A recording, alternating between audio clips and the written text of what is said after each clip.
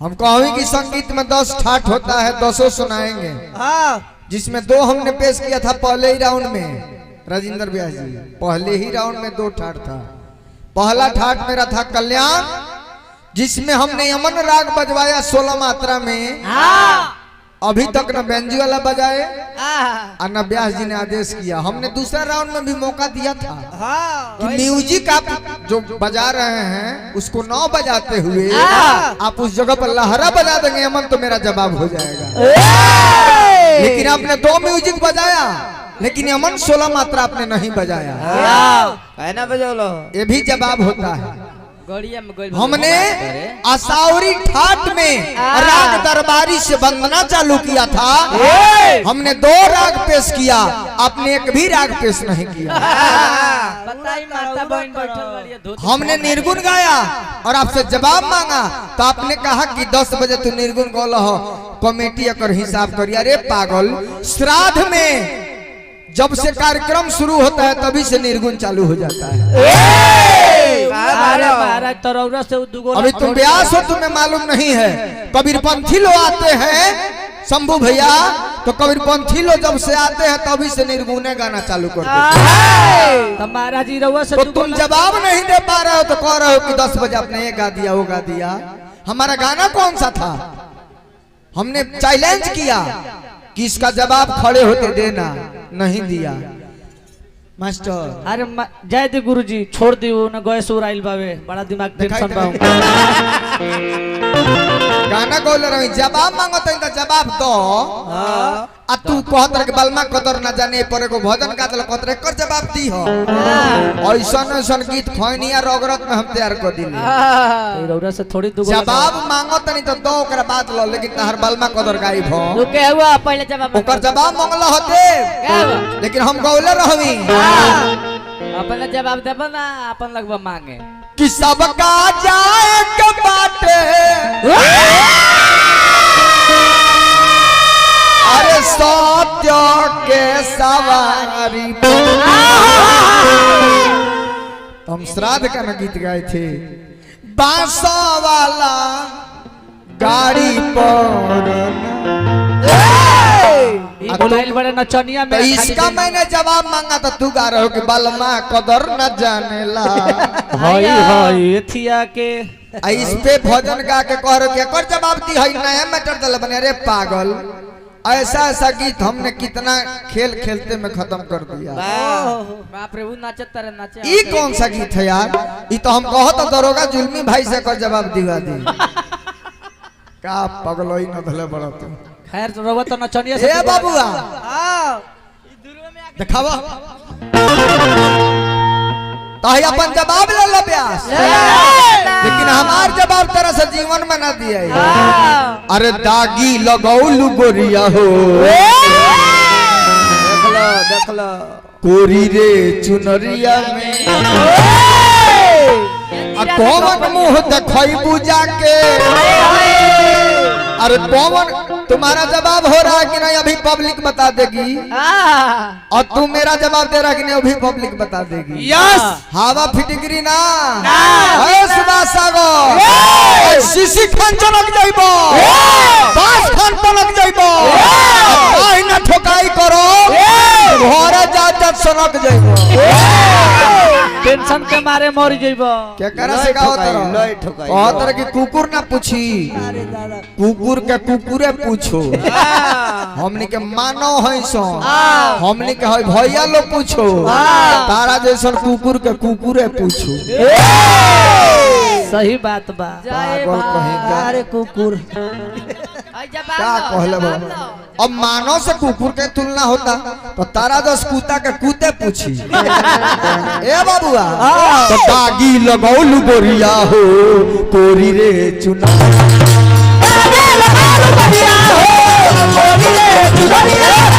दागी लगौलू गोरिया हो, कोरी रे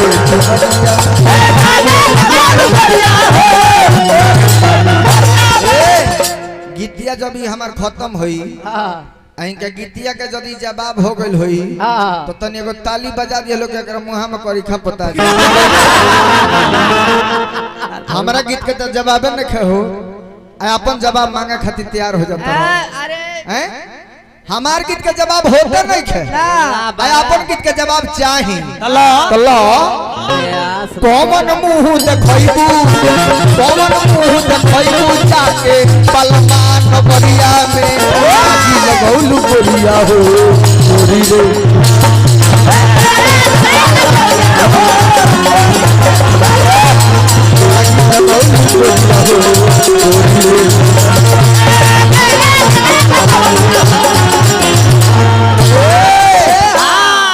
सुभाष सागर जी कहाँ भुलाइल बड़ो तू? ई रंजन हवा ये निराला कंपनी है। भारत के कोनो ऐसा कोना न खे जहाँ जाई लेना। अभी तारा 5 जिला हेला में आफत हो जाई। ई रंजन हवा जब मंजन करके थूकेला तो तारा जैसा सुभाष सागर रोज पैदा हो जाए। You are right. जाय दे हम जवाब जितना रात भर में गईबो उतना जवाब दे के जाई। आ तारा से हमरा एगो गीत के जीवन में जवाब ना दिए। कबो आ तू काथा का गौला ह गुमटी क्यों तिलक लगौलस सुलोचना तो कहलस कि रन में से लौटे के नहीं। जब पत्नी ने कहा कि नहीं लौटना है तो क्यों लौट गया? उसको नहीं लौटना चाहिए। एने कौन ना उल्टा पुल्टा ना कथा हमरा से सुनो। अरे 1 से 1 रुपया बड़ी सुंदर लयदार हमरा बड़ भैया केदारनाथ यादव जी के सुपुत्र बानी विश्वजीत लाल यादव जी। यही बेनिया के अपना पिछड़ा इलाका बेनिया से चल के अब पटना में रह के आज कौन ऐसा सितारा स्टार नहीं खन जरा संगे इनकर तस्वीर नहीं खे, इनकर कार्यक्रम नहीं खे। चाहे गोलू राजा होकस, निशा होकस, अनुपमा होकस, धनंजय शर्मा, जे भी मार्केट के स्टार होके यहाँ का लड़का जाकर और पूरे यूपी बिहार झारखंड में तहलका मचाया है। विश्वजीत लाल के लिए एक जोरदार ताली बजाइए। जय हो जय हो जय हो जय हो। अपने गांव अपने जिले का नाम रोशन हो रहा है। हमारे कुशीनगर जिले का एक होनहार व्यास आज नाम कर रहा है। हम भी इसी जिले के हैं। हमारे दरोगा जुल्मी जी इसी गांव के हैं। हमारे जिले में कलाकारों की कमी नहीं है। शंभू सिंह ब्याह जी राजा कितना गिना है, अनगिनत कलाकार हैं। सब नाम जोधबा महाराज के नाम खातिर हमरा पोशाक देखे। मन्नू बाबा मणिकांत बाबा के तरफ से आशीर्वाद दिलो, सादर प्रणाम करो। ए बबुआ आई बूढ़ा बच्चा अरे झूल जाई गाल के खिच परान हाथ मुहवा में डाले।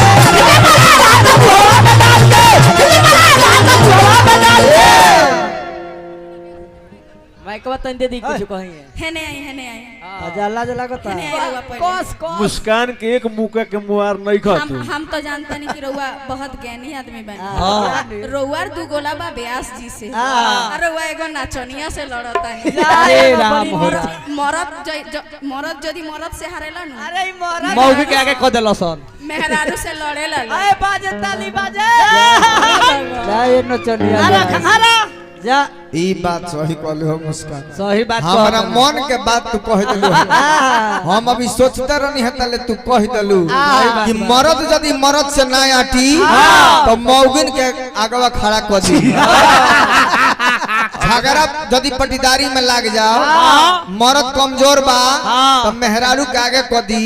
अब मेहरारू ओ सारा में चल जाई तो क्या ए फलानिया फरियाइबो आओ फरिया लो। मरद लुकाइल बा चूल्ही में पीछे कह दो। उहे सुभाष सागर के दशा हो गइल बा। जाय दिन करो जगन्नाथ बाबू कह देले भी। ए बबुआ आई बूढ़ा बच्चा झुल जाई काल के खिच परान हाथ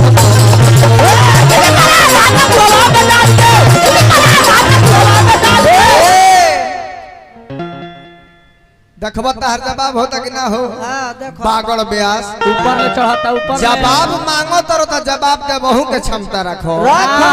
खाली अपना मांगबो हमार ना देबो। जवाब मांग के लिखे लल्लू। अरे दादा हो दादा का बोलबो। ए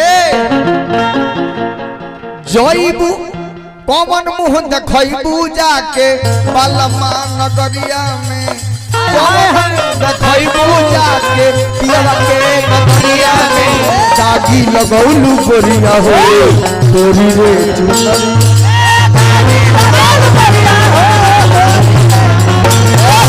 दागी लगौलू गोरिया हो तोरी रे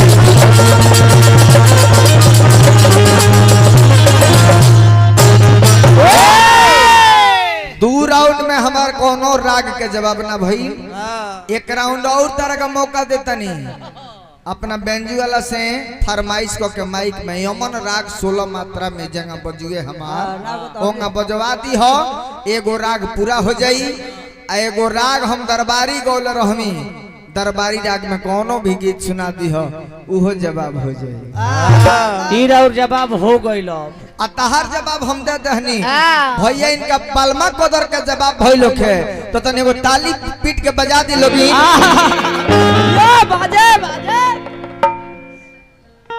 अब आई एगो चैत के लयदारी ले ली एक बाद कथा का और चलल जाई एगो नया नवेली दुल्हन बाड़ी नचनियन से ना बोले के चाहिए आ नया नया शादी भइल बा कि देखे वाला हलो यही चैत के महीना में देखिए नैन से देखिए औरतिया कहत या कैसे मास्टर खेखरस नचनिया बिया मरद कहले कि सुनो बीमारी हो गइल बा ऐ चैत के गहूं के कटनी लाग गइल बा सतावत हमनी के दुइये बेकत बानी सो तो चलो ना हमनी के दोनों जना मिल के हई 4 कट्ठा ला खेतवा गिरा दी हल जा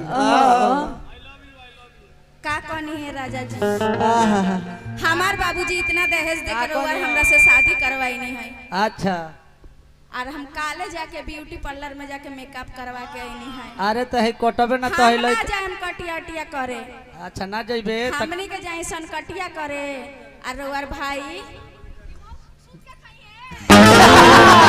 ई बताओ तेहू जगन्नाथ हो बखानी हो गइले का ए राजा जी आ कह रउआ कमा के खियाओ तनी अच्छा मोटा तनी हम अच्छा अरे जाए तो ऐसे मत कह छोट देवर हो तनी कही ना हमार भसुर जी के अच्छा कही कि जे हम खड़ा बनी नु सीधा हाँ। वो अपना मौगी के खड़ा कर दी हन 7 फीट के देह लेके हाँ। हेंगो ना होई हां हेंगो ना होई हेंगो रही आ को जाए उ लहुरा देवर हो ना बोलो तरी खियाए खातिर पैसा लागेला कि ना अरे कि वो- रात भर कमाई आ दिन अरे तो उ जगन्नाथ हो बन कोइले बिया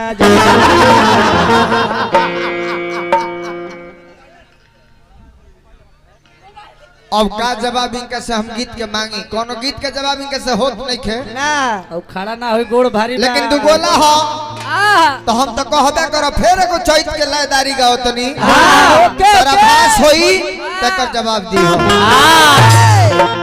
गोड़ भारी बा उत्तर प्रदेश सरकार द्वारा मनोनीत सभासद खड्डा नगर पंचायत गायक दरोगा जुल्मी निषाद जी एहे गांव में रहो घर वाहनो जी धन हो बे नरवे टोला आहा एक गांव से भाई हमार इतना बड़ उपलब्धि इतना नाम कमैले सादर प्रणाम ए बबुआ हाँ ठीक बा ए बबुआ तौरतिया कहतिया कलिया को मशीन से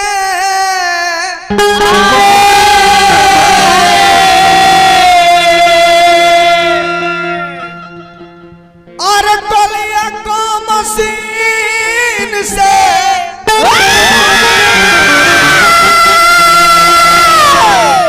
कराई जन कटनिया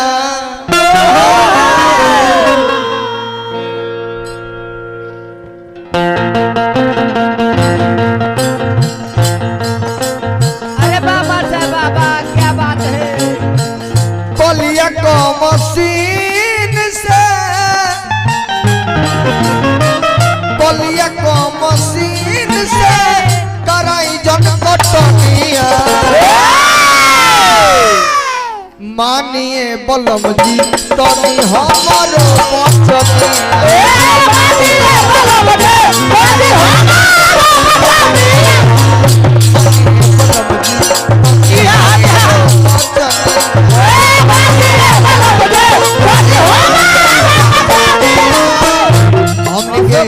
जी हमने के जोड़ीदार गायक अशोक सम्राट जी जय हो जय हो। जोड़ी बिया पिपरा घाट हनुमान टोला के धरती से इहो एगो जोड़ी हमने के चलेला गिरे लक्ष्मी गिरे कि रात भर अगर कोनो राग रागनी छेड़ी तो अशोक सम्राट ओकर जवाब तुरंत देले कोनो निर्गुण गादी कोनो गीत तो अशोक जी ओकर जवाब देले तो गीत संगीत पढ़ले बड़े तो जानत रहे तो जवाब देले 81 से तो कोनो जवाबे नहीं बहुत जोरदार गायक है वो पर होला यही पर कहत रहे कि हमारा क्वालिटी बलिया निवासी बलिया तार क्वालिटी नहीं है तारा क्वालिटी है तारा लगे सरल लिट्टी बचाता अशोक सम्राट जी पूरा मंडली के पुरस्कृत के नहीं सादर प्रणाम करो बलिया को मशीन से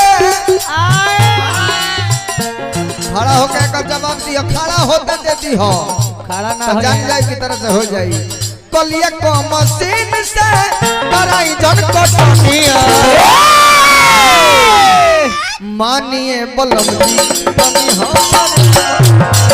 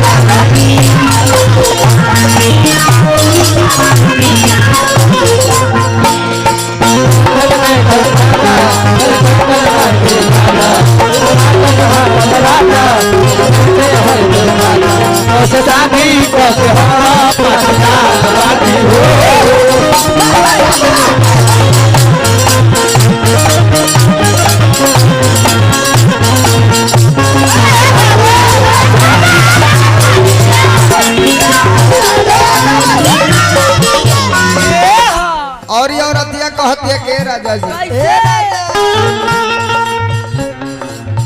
आज ले हम ही काम नहीं कोइले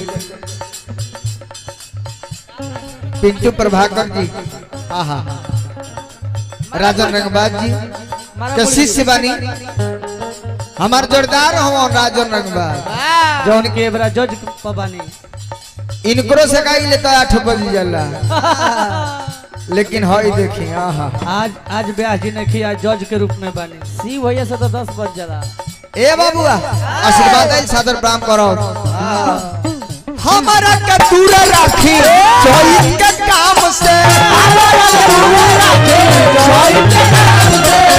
हमारा के दूर राखी जोई के काम से औरतिया कलश के बलमुआ आई चैत के घाम जते ही में लग जाई आई कोमल शरीर कोमला जाई आए राजा जी कोमल शरीर कुम्भला जाई घाम से कोमल शरीर कुम्भला जाई घाम से ए चढ़े से पहले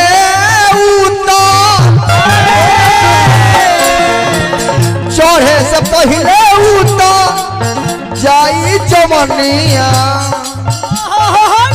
चढ़े से पहले उतर जाई जवनिया निहोरा करतनी राजा मानिए बल्लभ जी बनी हमरो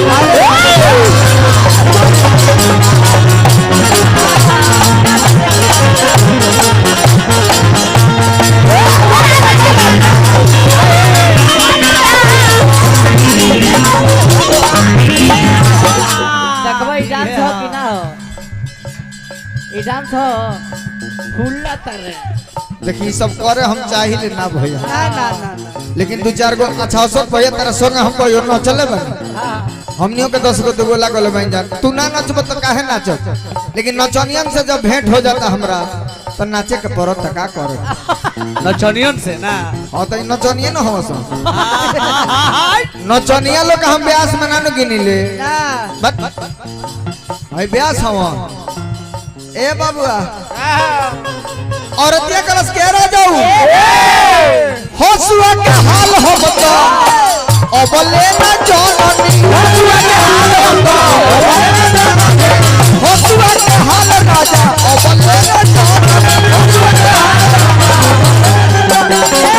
औरतिया कलश की नैहर में त आज ले हसुआ ना धोइनी और हम ससुरा में हसुआ धरे के कहत नहीं धरे के परी ले आज ले हसुआ के हाल हम ना जननी हसुआ के हाल हम आज ले न जाननी हसुआ के हाल हम आज ले न अरे नई हर में खेलनी कूदनी अब फननी अच्छा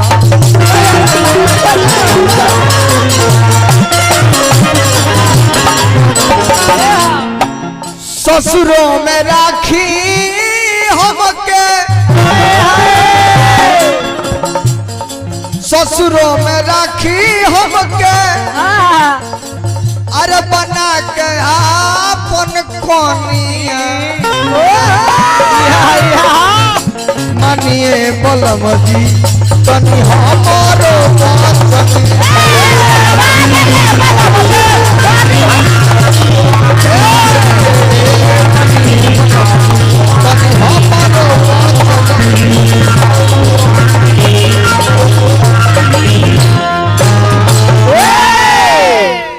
अब आई समय कितना बचल 8 मिनट तो तनी चली कहानी हमार ओइजा रहुए। अच्छा ए भैया हाल ना सुभाष सागर के कथा केकरा केकरा समझ में आइल हो तनी हाथ उठाए तनी हम केहू के समझ में ना आइल तोरे लो जानतर लो ई कथा हमर जवाब बोल है के सुनल है समझ गइल है इनका बात के तनी हाथ उठा के बता दी हमरा के तो एक के मतलब गिरो वालों के समझ में ना आया जबरदस्त उठाए भाता कितना सीधा हम गौनी हो कि रामा दल और रावण दल में युद्ध छिड़ गई। एक समय मेघनाथ समर भूमि में गइल बा युद्ध करे खातिर एने सती सुलोचना अपना सखी से कहतरी हमार पति युद्ध करे गइल बड़े हमरा पति के मारे वाला भी के पैदा नहीं खेले ले सखी कली की का है हमरा पति के उहे मार सकता जे हमरा से बड़ सती धर्म वाला हुई। ई पहला कारण एगो औली काल में जो छोड़नी है जौन तरह ना बुझाई और डुबकी लगावा तनी लेकिन और काहे उ बतिया काहे ना बतौला कि मेघनाथ के वरदान मिल रहे उहो बतिया सखी से उ कहतरी सुलोचना कि हमरा पति के उहे मार सकता जे 12 बरिस अन्न ना खइले होखे पानी ना पीले होखे सूतल ना होखे अपना मेहरारू के मुंह ना देखले ये पुरकी लगावे वाला हो ई बतिया तहर लाला कहे इसमें का उसमें माघ में का पूस में ना भगल जैसे आई हम लगवा खाली हाथ और सब खाली खाली मौगन खनिया हाथे चमकाव के जन लो और वो सब खाली नचनिया बेंजू के अंगूरी ले ए शंभू भैया इसमें का उसमें आ माघ में का पूस में आ खाली एगो हइया सिख लेबे एकर बाद कुछ हो बा ना ले बहु के बात बढ़िया चीज लीही तो केकरा अंदर रहे केकरा जे स्वयं शेष नाग रहे आउ आइल काहे खातिर रहले अपना ससुर दामाद के मारही खातिर ओई खातिर अवतारे ले पूर्व जन्म के कथा बा जन बेरा सगाई भइल बा मेघनाथ सुलोचना के अब ओने लेके जाई तो समय लग जाई ऐसे हम शॉर्टकट में सुलोचना के कथा चालू करनी है तो तू लगल बेने ओने घूमे तारा आगे के बात बताओ के चाहिए अभी बातें होतिया अतले अंगना में एगो हाथ कटल गिर गई। हाथ कटल गिरल तो सखी जाके सुलोचना से कहली कि अंगना में एगो हाथ कटल बा, चल के चिन्ह की हाथ कैसन। सुलोचना पहुंचल बाड़ी। आ देखो तू अपना नचनिया के करो, अच्छा है जाके अपना मेहरारू को लगे हैंगा हाथ चमकाओ, हेने अबैला चमकैला तो अंगुरिया धके तुर दे, वो अंगुरिया ओने हो जाई, जल्दी चला देब हम, अंगुरिया तुर के औने को देब हम, मोड़वे मोड़ दिया। ए बाबुआ तई है सुलोचना हाथ के लगे गइल बड़ी और जाके चिन्ह तारी देखो तारी चिन्हात नहीं खेबो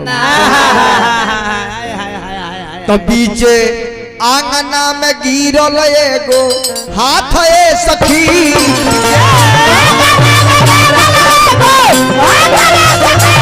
बीचे आंगना में गिरल एगो हाथ ए सखी।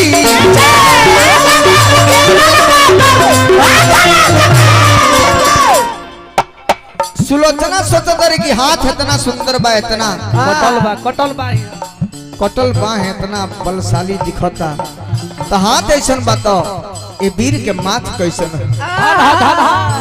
काजी गुरुदेव। हाथ ऐसन बात कैसन होई, हाथ ऐसन बात कैसन होई, माथे सखी गिरल तले आंगना में गिरल कटल हाथ सखी, तले आंगना में गिरल कटल हाथ सखी।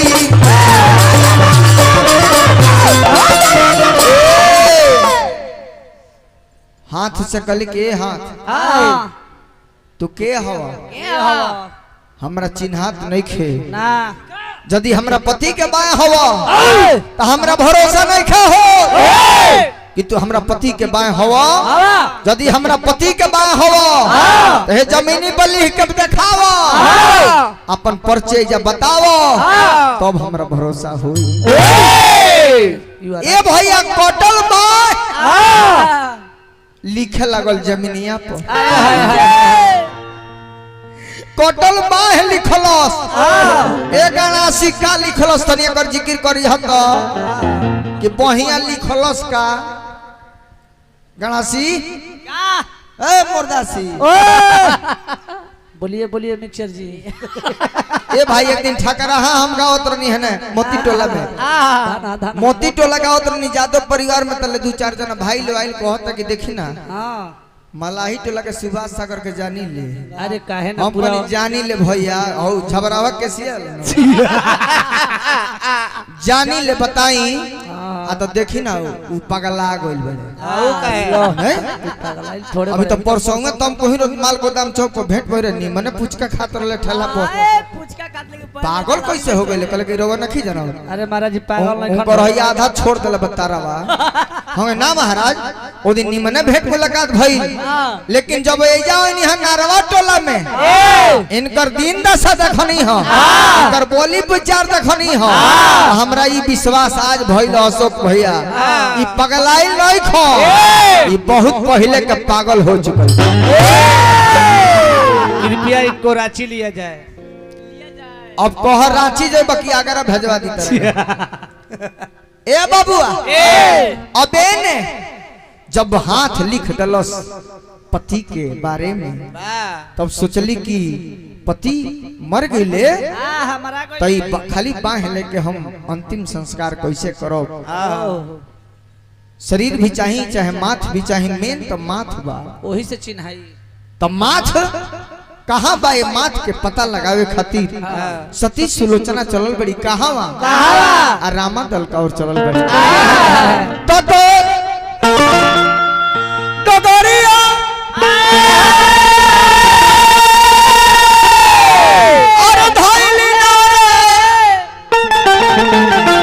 डगरिया धैली ना रे डगरिया धैली चलली चली रामा दल ना करिया रे चली रामा दल भीतरिया रे डगरिया धैली चली रामा दल भीतरिया डगरिया धैली तो रंजन निरालाई तो गवला लचरिया रंजन निरालाई तो गवला लचरिया जिला होते कुशीनगर अरे तारे बजरिया डगरिया धैली तो रामादल में पहुंचल बड़ी तो चली रामादल भीतरिया रे